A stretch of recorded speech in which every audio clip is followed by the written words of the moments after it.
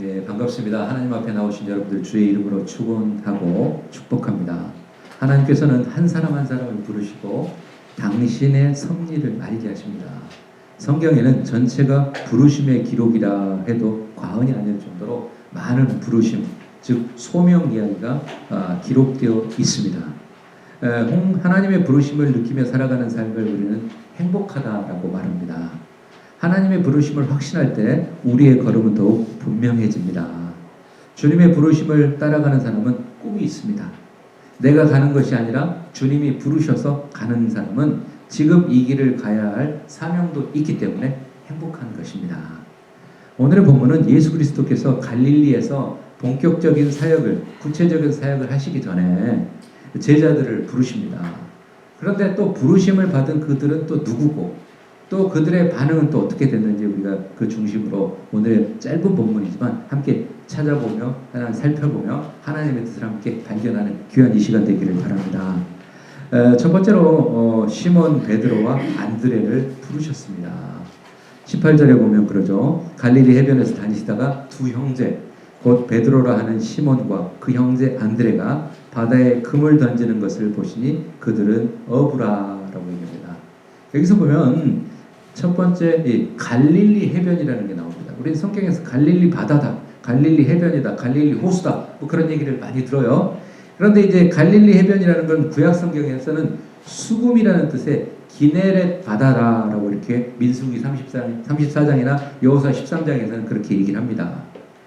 이것은 아마 호수의 모양이 수금의 모양을 가지고 있기 때문에 수금이라는 뜻의 기네렛 바다라고 이렇게 부르기도 했고요.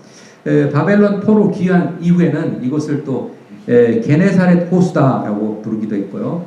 또 갈릴리 바다라고도 불렀고 디베레 바다라고도 불렀습니다.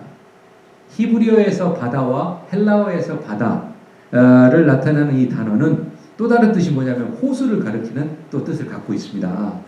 그래서 당시에 이렇게 물을 담고 있던 담수호였던 이 갈릴리 호수는, 이 갈릴리 해변은 남북이 14마일 정도 돼요. 한 20km 정도 되죠. 그리고 동서가 9마일 정도 됩니다. 그리고 해수면보다 우리가 평지보다 보통 212m가 낮습니다. 엄청난 양의 물을 담고 있었고요. 그 깊이가 너무 깊었기 때문에 그곳을 보면 이스라엘 사람들은 갈릴리 바다다라고 불렀다는 거죠. 왜? 까마득하게 멀리 보였고요. 이게 끝이 어딜까라고 싶을 정도로 굉장히 큰 호수였기 때문에 그것을 갈릴리 바다다, 갈릴리 호수다, 게네사렛 호수다, 뭐 디베레 바다다 이렇게 불렀다는 거예요. 그런데 이것은 해수면보다 212m가 낮았기 때문에 멀리 헐몬산에서부터 이렇게 불어오는 바람이 있으면 그 바람에 의해서 그곳에 이제 풍랑이 일기도 했다는 거예요. 그래서 예수님 당시에 풍랑이 일어서 파도가 쳤다라고 했던 것을 우리가 기억하죠. 뭐 그런 것들이라는 거죠. 그리고 이곳에는 물고기가 참 많았대요. 그래서 어족 자원이 풍부해가지고 이곳에서는 어업이 굉장히 번창했다고 합니다. 그래서 뭐 갈릴리 호수를 성지순례를 통해서 갔다 오신 분들은 뭐 보셨을 수도 있겠지만 그곳에 보면 대표적으로 베드로 물고기라고 하는 물고기가 많이 있다고 해요. 그 정도로 물고기가 많이 잡히는 곳이 바로 갈릴리 바다였다는 거예요. 그래서 그 주변에는 생업을 하는 사람들이 꽤 많이 살고 있었다고 합니다. 그곳에서 갈릴리 해변을 다니시다가 예수님께서 두 형제 베드로와 안드레라고 하는 그 사람들이 금을 던지는 걸 봤다. 그들이 어부였다라고 얘기하죠. 베드로는 우리가 잘 아는 이름이죠. 헬라어 이름으로는 반석이라는 의미를 가지고 있는데요. 주님의 예견적인 의견에서 너를 개바라하겠다. 아람어로는 개바라고 하는데 이게 또 반석이라는 뜻이거든요. 당시에 이미 널리 사용됐던 이름이지만 예수님께서 시몬 베드로에게 붙여주심으로써 그 신분과 미래의 가능성을 통찰할 수 있는 그런 계기가 됐다는 거죠. 그래서 시몬이라는 이름은 히브리어 이름으로 듣는다라고 하는 들음이라는 그런 의미를 갖고 있고 이게 바로 사실은 시몬이라는 이름이 베드로의 본명입니다. 그런데 이 사람이 있었고요. 또 안드레라는 사람이 있죠. 안드레라는 사람은 이름 자체가 남자답다라는 그런 뜻을 갖고 있습니다. 원래 세례 요한의 제자였지만 예수께서 메시아라는 것을 확신을 갖고 이 사람이 자기 형제인 베드로를 전도해요. 그래서 예수 그리스도께 인도합니다. 그래서 하나님 나라의 최초의 선교사가 누구냐라고 했을 때 우리는 안드레라라고 이렇게 얘기를 합니다. 또한 안드레는 이웃을 돕는 일에 굉장히 신속했던 사람이고요. 그리고 은밀하게 선을 행하는데 앞장섰던 사람이 바로 안드레였다고 합니다. 이 안드레와 베드로라고 하는 시몬이 그들이 그물을 던진 걸 봤다. 그물을 던졌다라는 것, 여기서 말하는 그물이라는 것은 원어적인 뜻을 보면 둥근 모양의 우리가 흔히 아는 투망거 같은 거예요. 그럼 왜 그렇게 작았을까? 이들이 타는 배 자체가 좀 작았기 때문에요. 이 그물 자체도 작았던 거죠. 그래서 그물 던진다라고 그물을 어깨 위로 들어가지고 그것을 돌려서 던지는 거예요. 그래서 결국에 그렇게 하는 묘사를 나타내니까 그물 던지는 거라는 거죠. 그래서 그들이 생업에 바쁘게 전념하고 있을 때 하나님께서 그들을 제자로 부르셨다는 거죠. 그들이 막 이렇게 할 일이 없어가지고 방황하고 배회하는 사람이 아니었어요. 굉장히 바쁘고 분주한 사람이었습니다. 그런데 그들에게 주님이 부르셨다는 거죠. 이때 예수께서 그들에게 자신을 따라오라 라고 이렇게 말씀을 하십니다. 19절 볼까요? 본문 19절 보겠습니다. 19절 말씀하시되 나를 따라오라 내가 너희를 사람을 낚는 어부가 되게 하리라 하시니 라고 얘기합니다. 굉장히 생업에 전념하면서 바쁘고 분주했던 베드로와 안드레를 주님이 부르신 겁니다. 그러면서 내가 너희들이 나를 따라오는데 너희들을 내가 사람을 낚는 어부가 되게 하겠다. 나를 따라오라 라고 하는 말씀은 예수님의 아주 강권적인 명령인 거예요. 따라와도 되고 안 되고가 아니라 너희들은 반드시 나를 따라와야 된다는 그런 명령이 얘기를 하고 있는 거죠. 그러면서 오직 예수 그리스도만을 향해서 그를 삶의 주인으로 모시고 따르라는 의미가 바로 따라오라 라고 하는 그런 말씀입니다. 그러면 너희들이 나를 따라야 되는데 너희들이 나를 따르는 목적이 있다. 그게 뭐냐면 사람을 낚는 어부다. 제자를 부르신 목적과 사명이 바로 사람을 낚는 어부다. 너희들은 그물을 던지는데 왜 던지냐? 물고기 잡으려고 그러지. 지금까지는 물고기를 잡았는데 이제 너희들은 사람을 잡는 그런 역할을 해야 된다. 그것 때문에 내가 너희들을 부른다 라고 이렇게 말씀하고 계십니다. 그래서 지금까지는 그들이 그물을 가지고 그렇게 했지만 이제는 성령과 복음이라는 그물을 가지고 생명으로 인도하는 일, 그거 해야 된다 라고 이렇게 말씀하고 계십니다. 그래서 이런 영광스러운 직책에 대해서 자만하지 않기 위해서 예수님께서는 그들의 이전의 직업을 이렇게 넌지시 언급하는 거예요. 너희들이 예전엔 주변 환경과 밀접한 일상사를 표현하는 그런 표현을 예수님이 통해서 너희들이 예전에는 물고기 잡는 어부였지 이제는 너희들이 사람을 낚는 어부가 될 거야 라고 하면서 비유적인 표현으로 하고 있다는 거예요. 그럼 여기서 사람은 어떤 사람이냐? 갈릴리 주변에 있는 사람일까? 아니면 이스라엘 사람일까? 여기서 사람이라는 것은 안드로포이라고 하는 헬라어인데요. 이것은 복수의 용어여가지고요. 이것은 어떤 한 사람, 두 사람만 나타내는 게 아니라 최소한 두 사람 이상. 원어적인 의미로 보면 모든 인류를 얘기합니다. 모든 지구상에 있는 모든 사람을 너희는 낚는 어부가 돼야 된다라고 이렇게 얘기를 하고 있다는 거죠. 그래서 그리스도를 따르는 자는 모름지기 이웃의 영혼을 돌아보는데 소홀해서는 안 된다는 거예요. 그럼 예수님께서 부르실 때 그들의 반응은 어떻게 나옵니까? 20절에 한번 볼까요? 20절에 그들의 반응이 나옵니다. 그들이 곧 그물을 버려두고 예수를 따르니라. 그들은 고민하거나 주님 조금만 우리에게 시간을 주세요. 그게 아니었습니다. 곧 즉각적으로 순종했다는 거예요. 그러면서 그들이 따랐다는 거예요. 그래서 어떤 고민도 없이 그들은 즉각적으로 주님의 명령에 따랐다는 거예요. 그래서 버려두고 라고 얘기합니다. 버려둔다는 건 멀리 내던지다라는 그런 뜻을 갖고 있어요. 그래서 예수님을 따르기 위해서 세상적인 욕망을 버린 제자들의 철저한 자세를 보여줍니다. 멀리 던져뒀다는 거예요. 그래서 그물을 멀리 던져두고 예수를 따랐다. 그러나 마태는 그래요. 이렇게 표현합니다. 그들이 모든 것을 남겨두고 떠났거나 그들의 생업을 영원히 버렸다라고 마태는 그렇게 표현하지 않습니다. 그들이 하고자 했던 것은 예수를 따르는 거였고 전에 이미 알고 있던 제자로서의 소명을 정식으로 받아들이는 거라는 거죠. 그래서 이때부터 그들은 예수 그리스도의 지속적이고 영구적인 그런 제자가 된 거라는 거죠. 그래서 그리스도를 따르는 모든 자들이 자신들의 생업을 버려야 된다는 해석은 잘못된 거고요. 물론 그들이 예수님의 제자가 되기 위해서는 모든 것을 버려야 하지만 그것은 단지 그것들을 그리스도보다 더 사랑해서는 안 된다.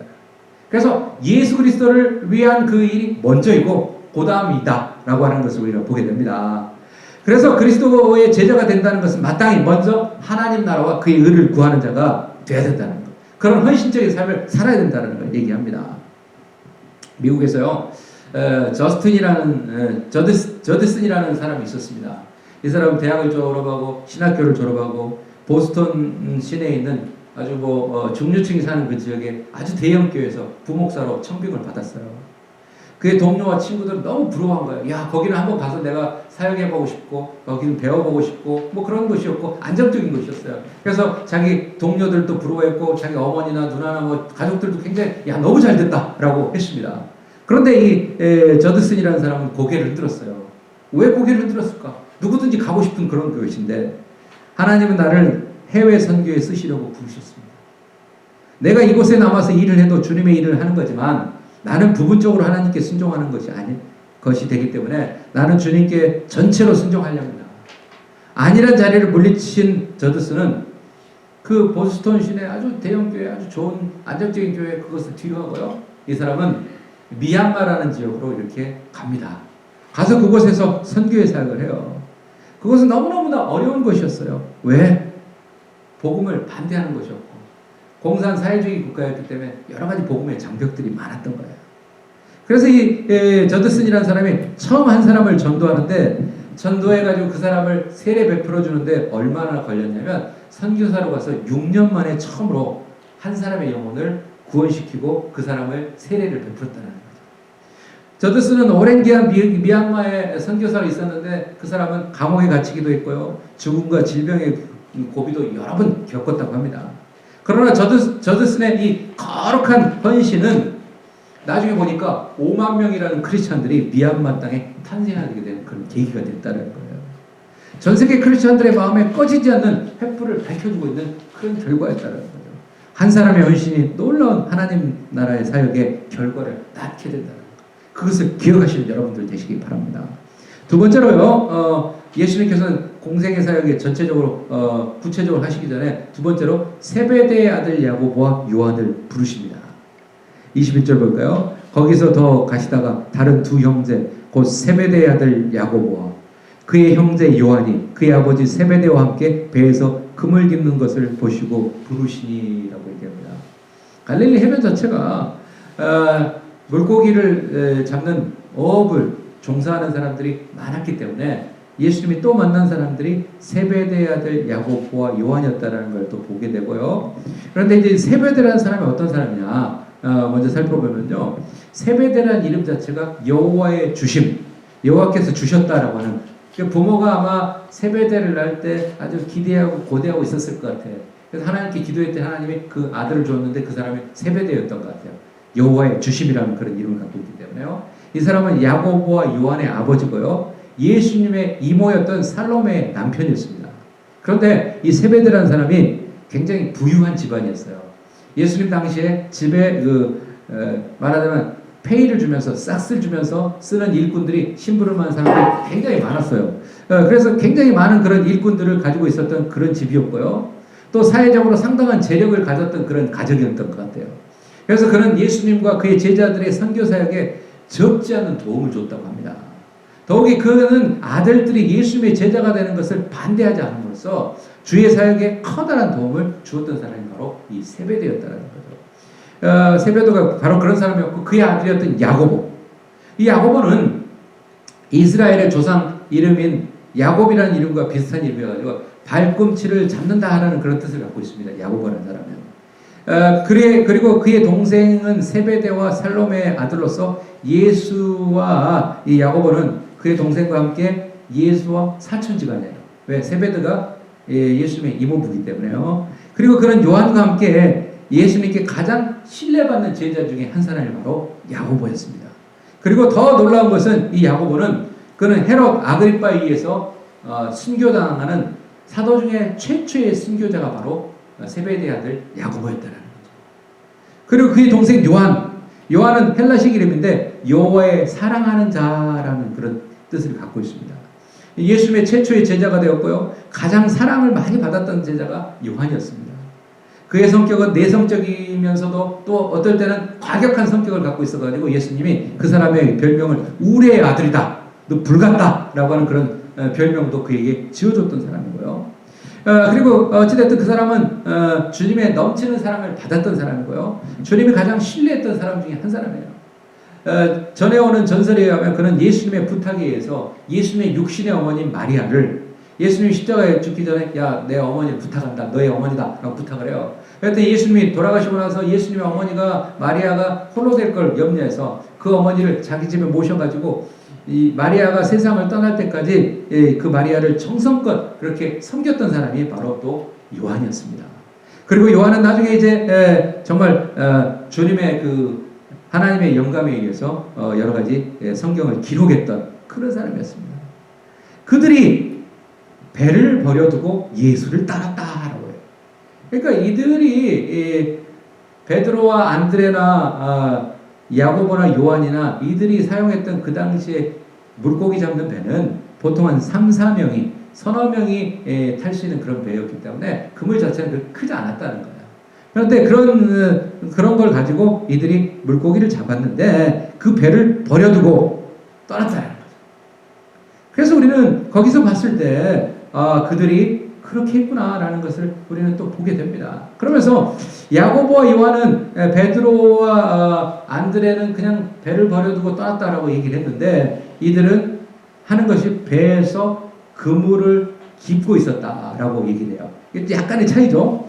그러니까 이들은 사실은 말하자면 물고기 잡는 일을 다 마치고 배에 돌아와가지고 다음에 이제 물고기를 잡기 위해서 그물을 말하자면 이렇게 잘 이렇게 걷어들이고 뭐가 끼었나 이런 걸 다 정리하는 그런 상황이었다는 거죠. 그래서 다음에 물고기 잡이를 위해서 준비하고 있는 그런 상황이었다는 거예요.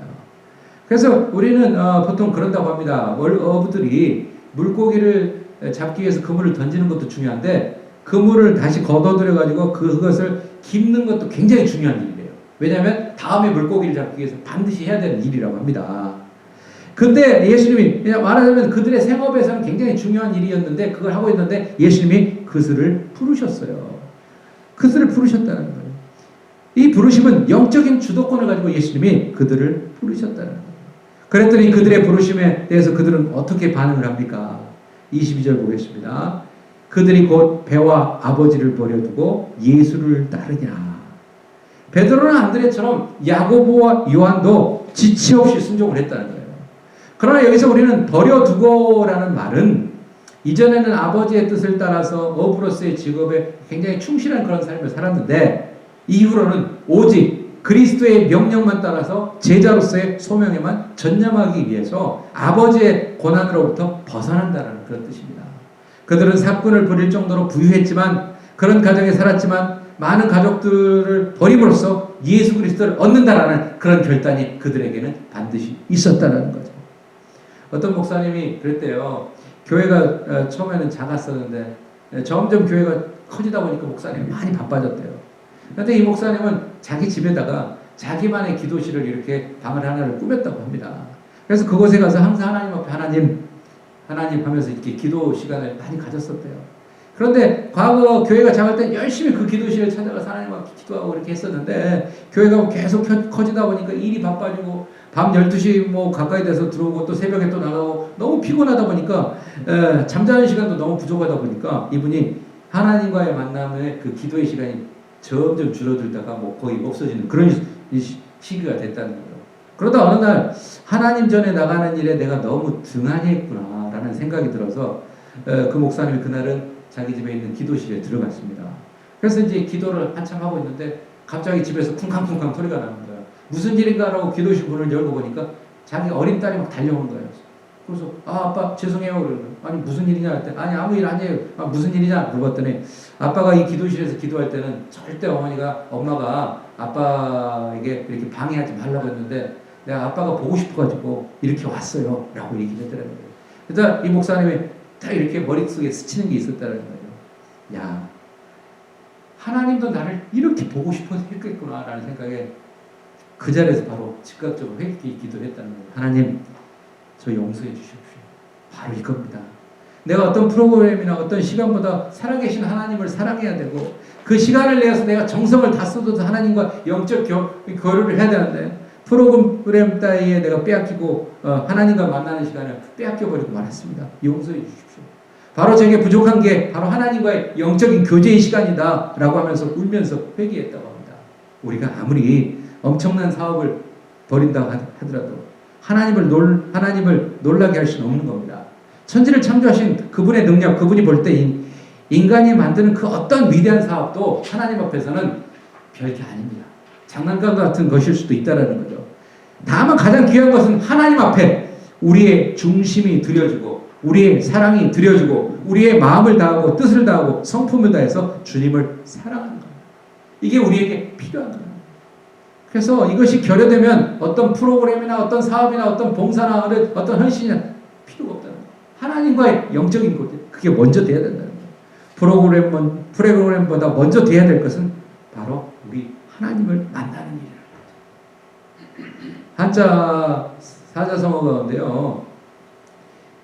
견, 이, 불, 위, 무용, 야라는 단어가 있더라고요.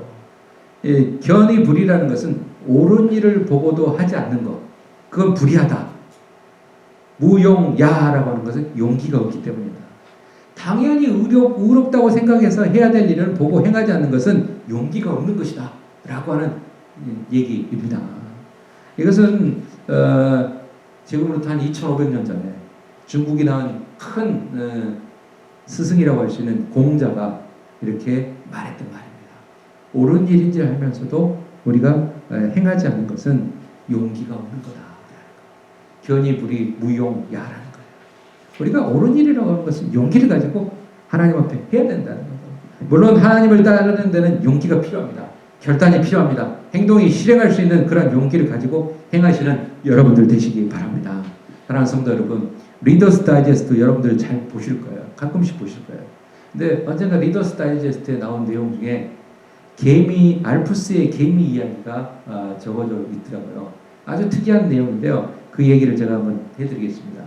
개미집에다가요, 불타는 초를 세워놓으면요, 개미들이요, 자기들의 동료들을 돕기 위해서 그 불에 막 뛰어든대요.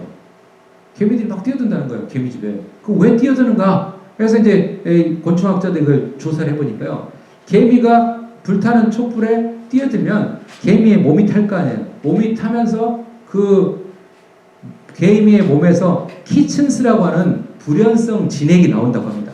그게 나오면 불이 꺼진대요. 불이 꺼진다는 거예요. 개미들도 그럴 거 아니에요. 자기가 불에 뛰어들면 죽는다는 거 알아요. 그러나 왜 뛰어듭니까? 자기 개미집을 보호하고 자기 동료들을 보호하겠다는 그런 희생의 마음이 있었기 때문이라는 거예요. 그런 희생적인 행위가 개미나라를 곤충 가운데 가장 강한 것으로 만들게 되었다고 합니다. 그래서 우리는 남미에 있어서도 식물들까지도 개미에게 말하자면 그들의 거처를 제공해 주죠. 개미의 도움을 빌면서 개미의 생활에 적응한다는, 실제로 희생행위만큼 무섭고 강한 것은 없습니다. 우리가 하나님께 쓰임받고 하나님의 일을 감당하기 위해서는 이런 희생이 반드시 필요하다는 사실을 기억하시기 바랍니다. 하나님은 사람을 부르십니다. 소명의 주도권은 하나님께 있고 소명에는 항상 그분의 사랑이 드러납니다. 무엇보다도 소명은 하나님이 우리에게 진지한 관심을 기울인다는 사실을 일깨워준다는 거죠. 우리가 하나님을 찾기 전에 하나님은 먼저 우리를 찾으셨고 우리의 이름을 부르셨습니다. 우리를 통해서 이루실 꿈을 보이셨습니다. 하나님을 찾고 그분의 이름을 부르시고 또 주님 앞에 눈물을 흘리는 자녀들, 하나님의 마음을 구하고 하나님의 마음을 알기 위해 원하는 이들의 애타게